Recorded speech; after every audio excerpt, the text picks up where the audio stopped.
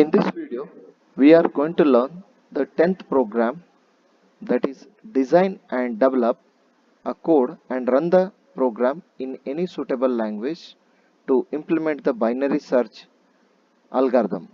So means basically we are concentrating on binary search algorithm. Determine the basis path and using them derive the test cases, execute these test cases and discuss the test result. So here we are writing the binary search algorithm and we are applying the basis part testing technique. In the last class we have learnt a basis part testing technique.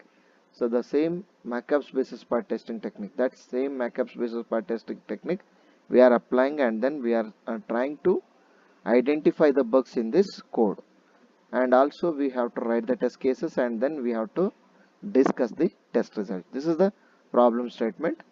So based on this problem statement, we need to write the first requirement specifications. The requirement specification 1 is explains about the system should accept n number of elements and the key element. These are the two inputs which will going to accept. One is the number of elements and second one is the key element that is to be searched among the n elements. Then requirement specification 2 is check if the key element is present in the array and display the position if the present, otherwise so print the unsuccessful search. So these are the two requirement specification we have written based on the program definition. Then we will move to the designing specification. So the designing specification, so use an integer array to sort n number of elements. Iterative program technique it is used. Okay, now we will write the algorithm for this binary search code. Basically the algorithm will include step-by-step procedure to solve a given problem. Here I have written step 1 where our code accepts the input, that is input value of n. So enter n integer numbers in array, that is int mid, and as well as we have to write the int mid. So step 2, initialize a low value. We are writing it as a low variable, it is a declared we have, that we are initializing with 0, and high value we are initializing with n minus 1. Step 3, so now this is the total. In the step 3 we have written that basic how the binary search technique will work. So that is until low is less than or equal to high, so I need to do the following procedure. I need to follow the mid equal to low plus high by 2. If a of mid itself will be the key element, then do the step 5. Else jump to else if statement. A of mid is greater than key, then do so else. So what it needs to do means it needs to decrement the high value, high equal to mid minus 1. We are updating the high value mid minus 1. Else, so then automatically it indicates that a of mid is less than key. Then if a of mid is less than key, then we need to perform the function, that is low equal to mid plus 1. Step 4, we are going to print unsuccessful search. Do step 5. Else we will print a successful search element found at which position, that is mid plus 1, and then so we will going to stop this algorithm. This is how we are going to write the technique of your binary search algorithm. Okay, now I will written a code here, so you can go through with the code. So here I have declared the int I, low, mid, n key element and array of 100 elements. So here enter the number of elements, how many number of elements you are going to enter into the array, that is the n value, and then printf all the integer values we need to print, that is one by one, whichever the value you are going to inserting into the array, that the for loop statement will accept those values, n values. So then so it will display those values. Print the value to find which element you want to find, so that element you need to enter, that is what we are calling it as a key element.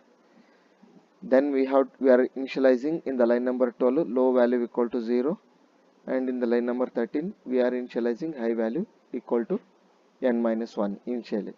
Next we will apply the searching technique algorithm.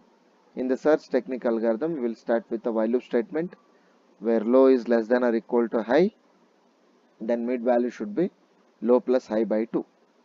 Then we got a mid value. Based on that mid value, we'll start to do the checking the conditions.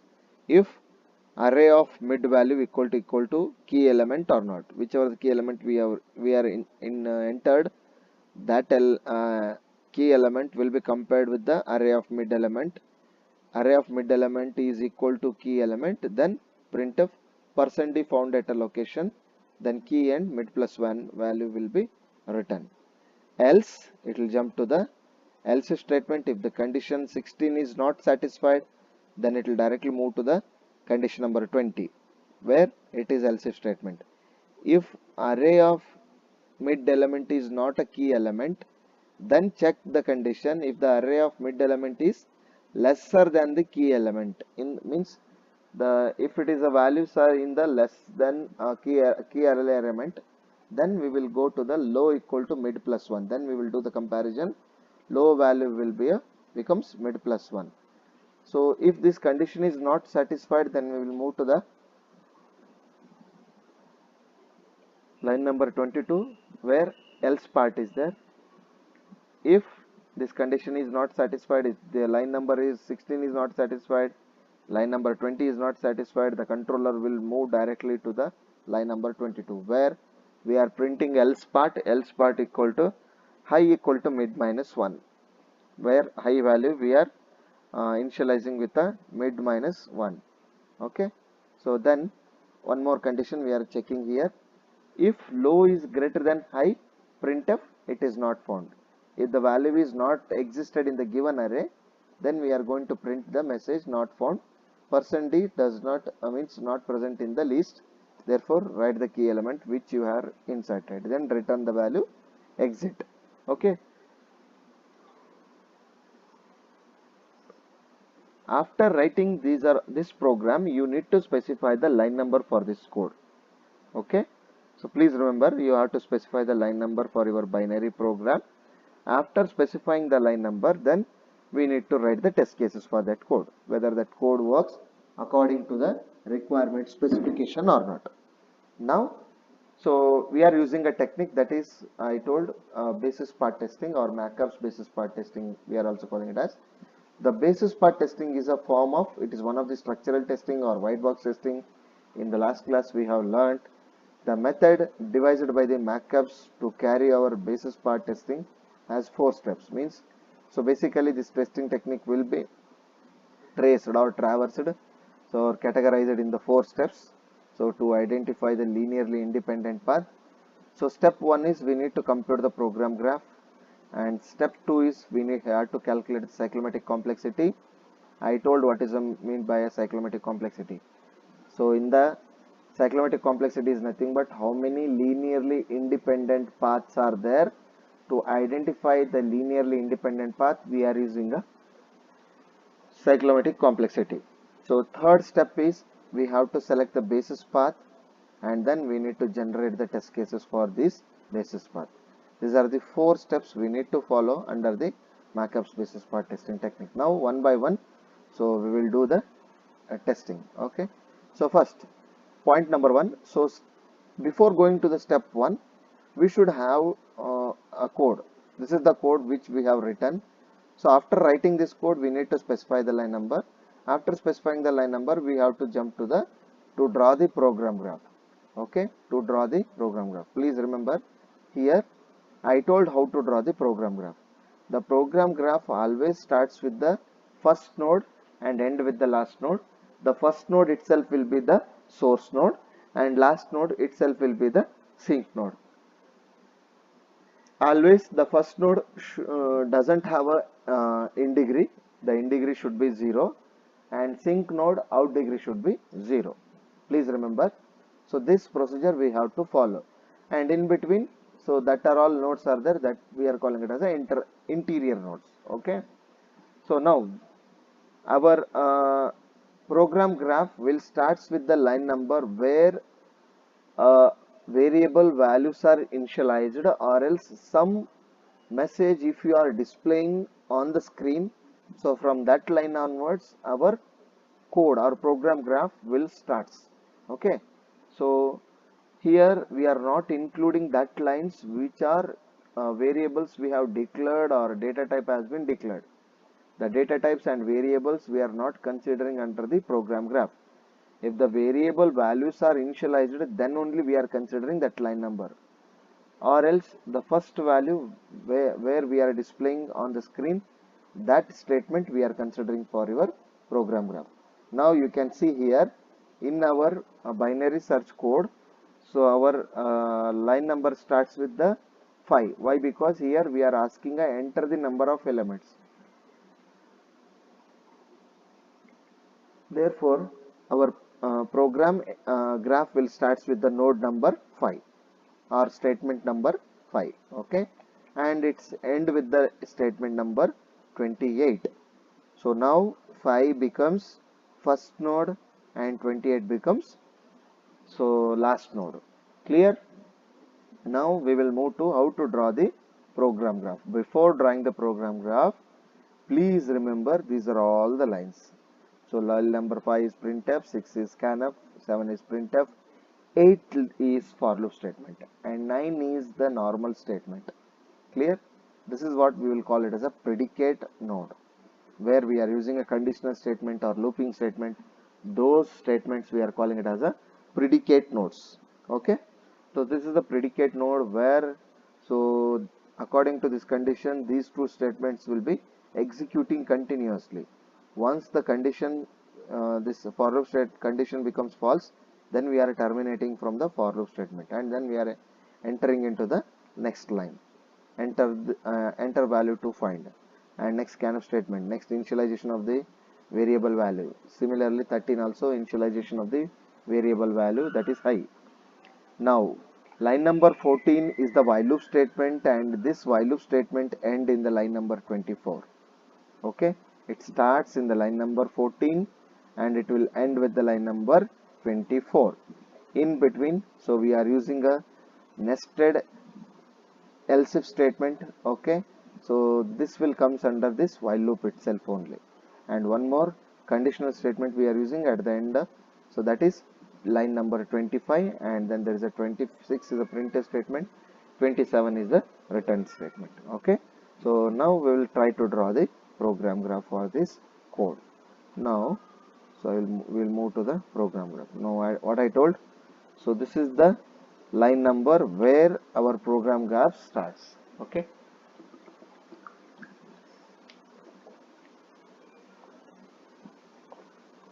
so from the line number 5 to 6, these 3 are the printf statement. Line number 8 is the for loop statement. I told line number 8 is for loop statement, 9 is those for loop statement inside the for loop, or whichever the statement is there, that statement will execute over here. That is what I told. Here you can see line number 5, line number 6, line number 7 continuously executing 5, 6, 7. But 8, line number 8 is the looping statement and 9 is the scanf statement. Therefore there will be an edge from line number 9 to line number 8. Clear? If the line number 8 becomes false, then there will be an edge from 8 to 10.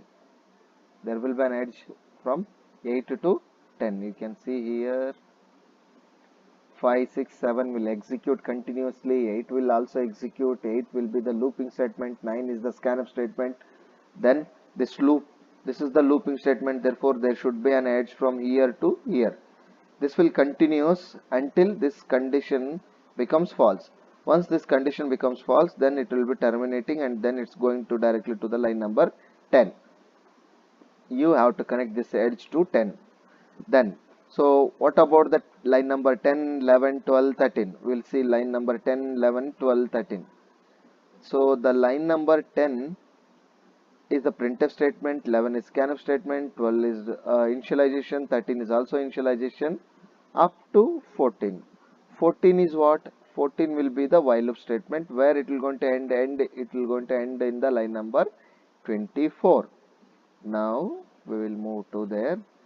10, 11, 12, 13. Correct? 14 is the looping statement.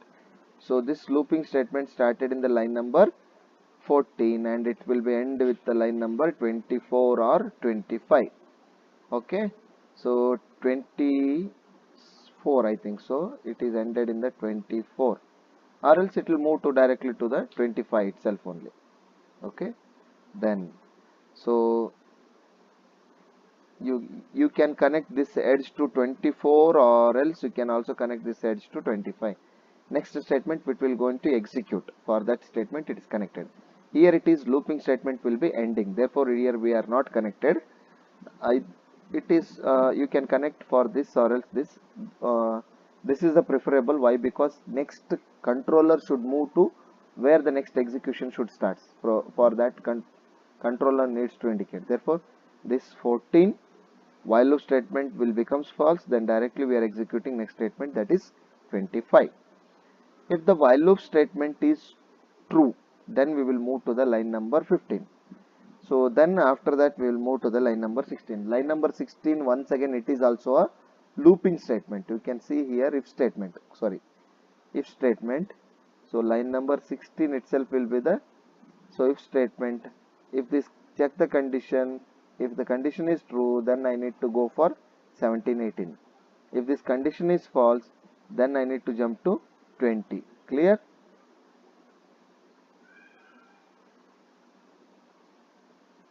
Sixteen is the if statement. If the statement is true, then I need to execute 17, 18. If the condition is false, then I need to jump to 20. Correct? What I told. So now, after that, so check here. If the condition becomes false, where I executed, I jump to 20. Correct? So if this condition is true, then we have to return the value. From the return value 19. So the controller will move to 19, then we are closing that. Okay, else what? So 20 we have to check. Once again this is also conditional statement. So if this condition is true, then which line I need to execute? I need to execute a 21. If this condition is false, then I need to jump to where? I need to jump to 22. That is else part.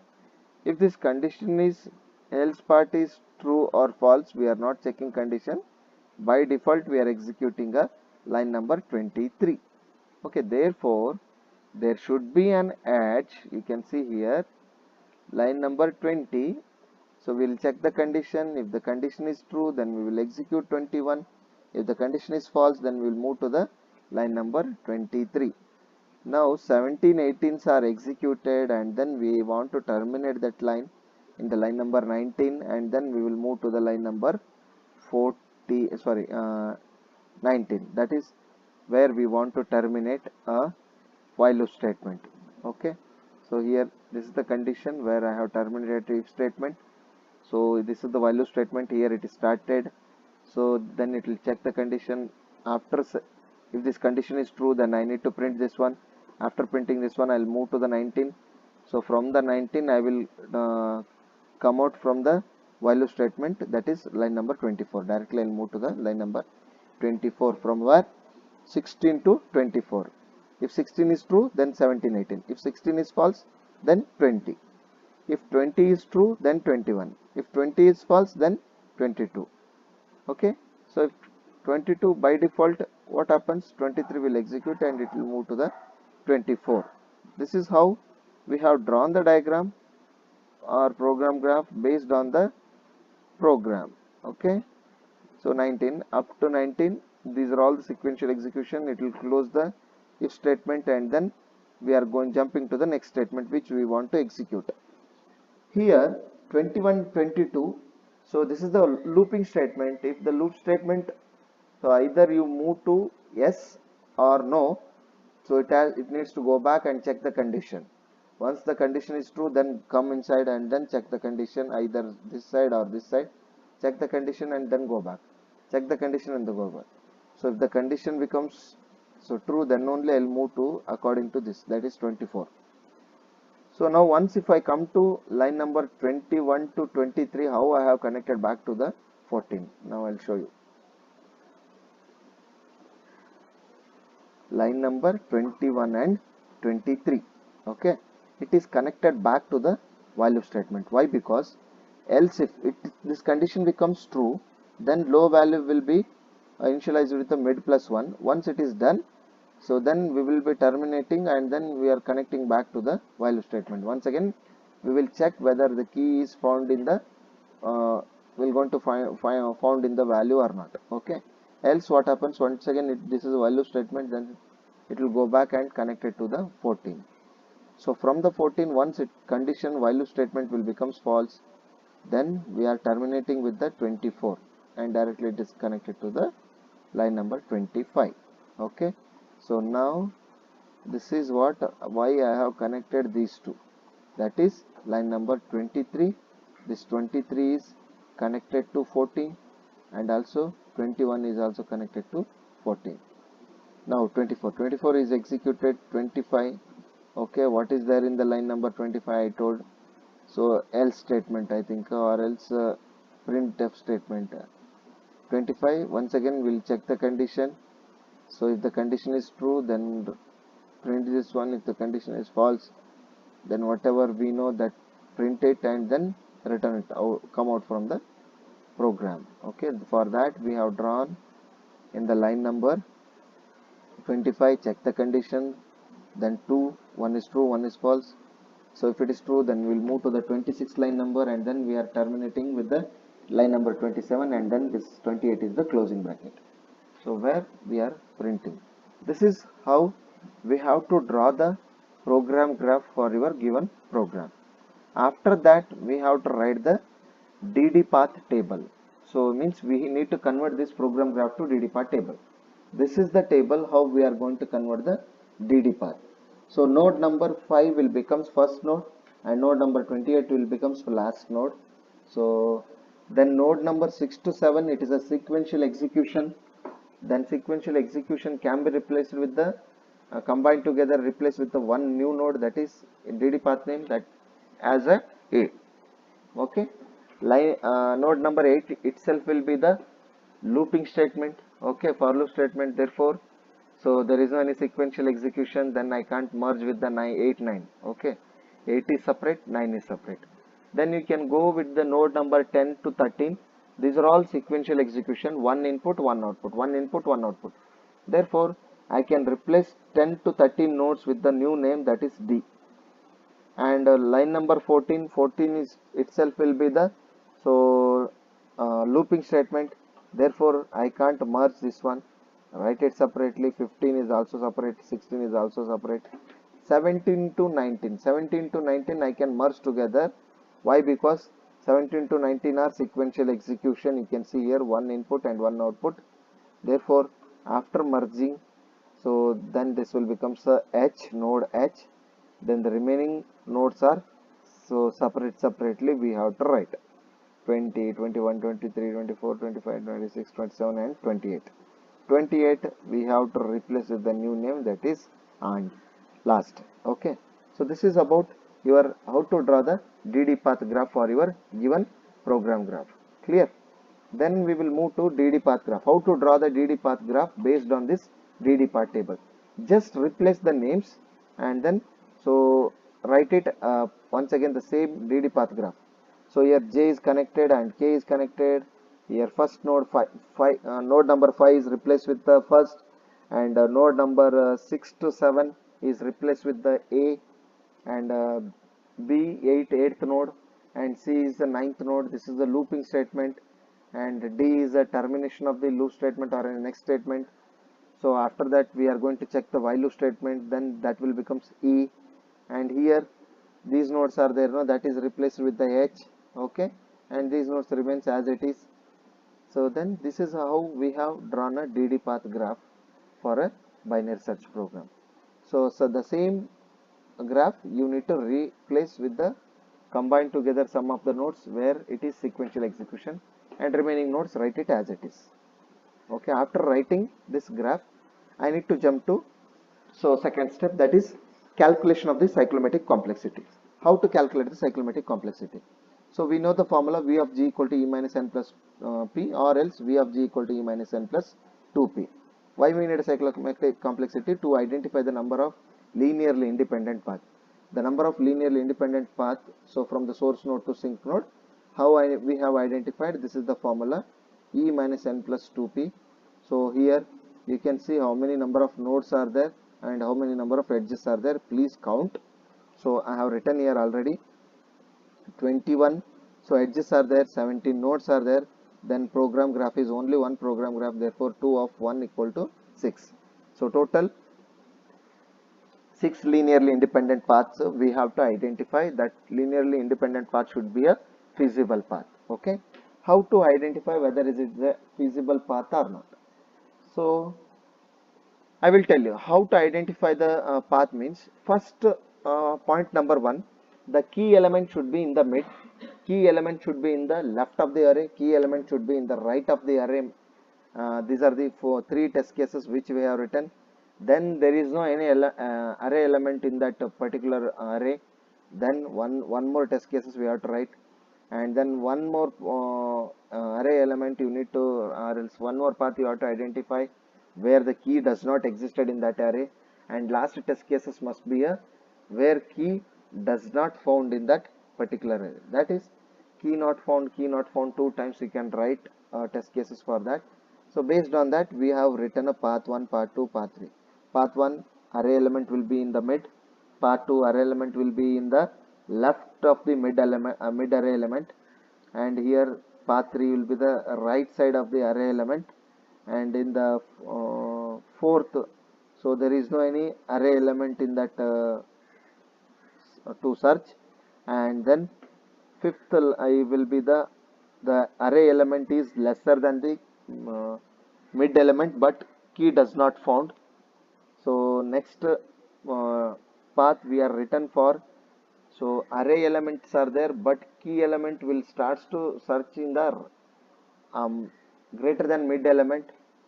Greater than mid element means key element, then once it is greater than key element then it should not be existed in that array. Means left, whenever we are moving lesser than the mid element and greater than the mid element array values, then both side we need to check invalid input variable. One side in the we have to give a minimum minus value, and then one more time we have to give a maximum plus time.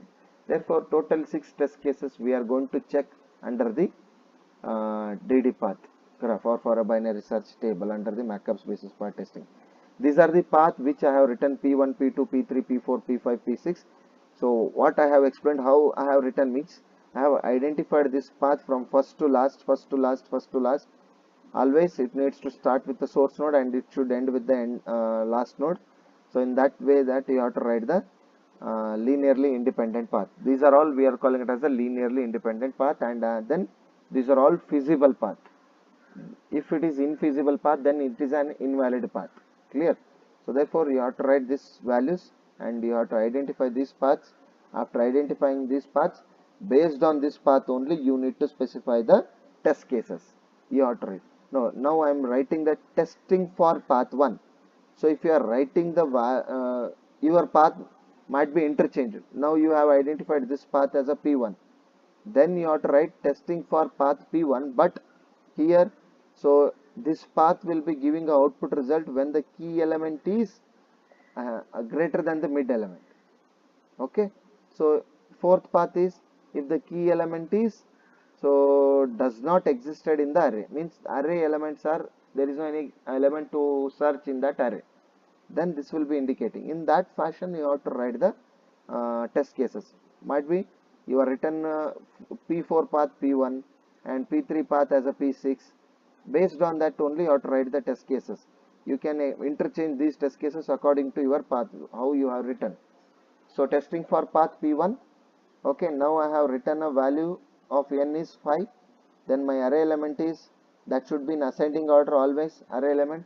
Now I have specified array element in the ascending order. Now I have written a key element 6. 6 you can see here it is a mid element. Therefore I have specified it is 6. So now this is the path where the key element will be found at mid. Okay, therefore key found at position 3, the key found at position 3, then the test case will be passed. Then the key mid element itself will be the mid of array, sorry, key element itself will be the array of mid element. Okay, here so same value we are giving input, but the key element which I have specified left side of the array, that is nothing but key element, left of the key element. left of the key element, this is the right of the key element, first test case. So mid element itself will be the first, second one is left side, third time is right side. So this is the key element which I have specified here.